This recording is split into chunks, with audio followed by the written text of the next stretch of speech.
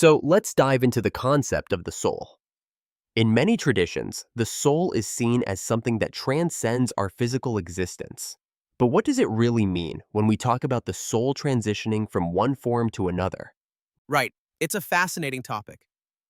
We often hear that death isn't the end, it's just the beginning of the soul's journey. Once our physical body is used up, the soul separates and continues to exist in a different dimension. Exactly. And that's when we talk about the soul's journey to the fourth dimension. Once the body is no longer functioning, the soul moves on to another plane of existence. But it's not a simple transition. It's more like a classification based on how we lived our earthly life, right? Absolutely, it's a sort of grading system for the soul based on how one lived. If the life was lived with low awareness or purpose, the soul remains in a lower state, still connected to earthly energy. But if one lived with a higher purpose, contributing meaningfully to the world, their soul ascends to a higher realm.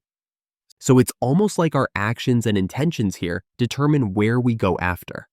That's why people often speak about the importance of living a meaningful life, because how we live directly impacts our soul's future. Exactly. It's not just about what you do, but also how you do it. For instance, if someone lives their life stuck in material desires, unable to grow spiritually, their soul is said to be stuck at a lower level.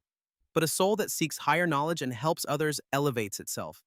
And when you talk about different classifications of souls, like low level or high level spirits, it's almost like how they fit into the spiritual hierarchy.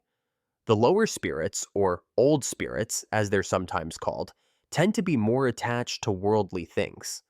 Right? These spirits haven't fully separated from earthly desires, so they linger around, attaching themselves to people or places. They can cause disturbance, which is why some practices aim to release or help these spirits move on. That's an interesting point. We can look at these lower level spirits as beings who never quite fulfilled their potential in life. They remain bound to this world, unable to transcend, right? Yes, and in contrast, the souls that lived with wisdom and awareness rise to higher realms. These higher spirits, or noble spirits, are more attuned to the energies of the universe. They've shed their earthly attachments, making it easier for them to reach elevated planes of existence. So it's like an ongoing process of learning and evolving, not just in this life, but across multiple lifetimes. Every life, every action is an opportunity for growth. Definitely. And this is where things get tricky for many people. Without understanding the energy around us or our own spiritual growth, we might struggle in life unknowingly attracting low level spirits or energies that keep us stuck. That's why it's so important to be mindful of our actions and thoughts. The energy we put out into the world comes back to us, and it shapes not just our current life, but our spiritual journey too. Exactly. It's all about balance. If you live with integrity, kindness, and awareness, you're naturally going to elevate your energy.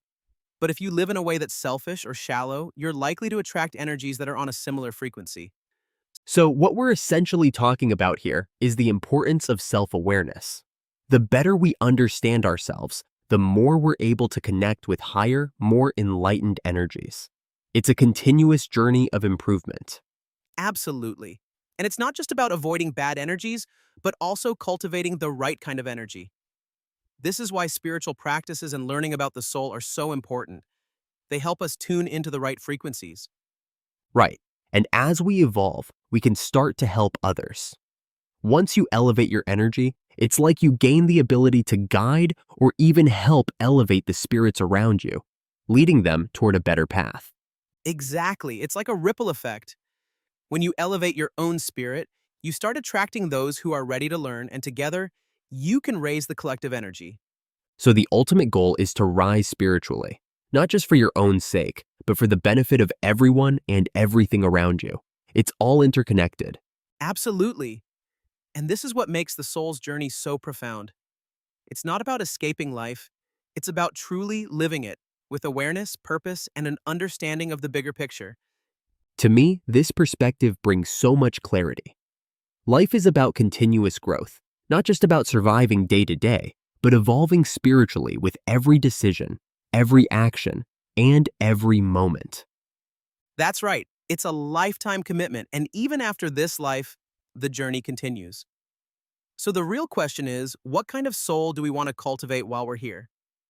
That's something everyone needs to think about, isn't it? It's a question that shapes everything we do, from our daily choices to how we interact with the world. Definitely. It's a lifelong process of learning and evolving, and if we can approach it with awareness, we can truly ascend to greater realms, not just in the next life, but in the here and now. Well, that's a thought provoking way to end today's episode. Let's all take a moment to reflect on how we can live more consciously, both for ourselves and for the world around us. Absolutely. Until next time, keep growing and evolving.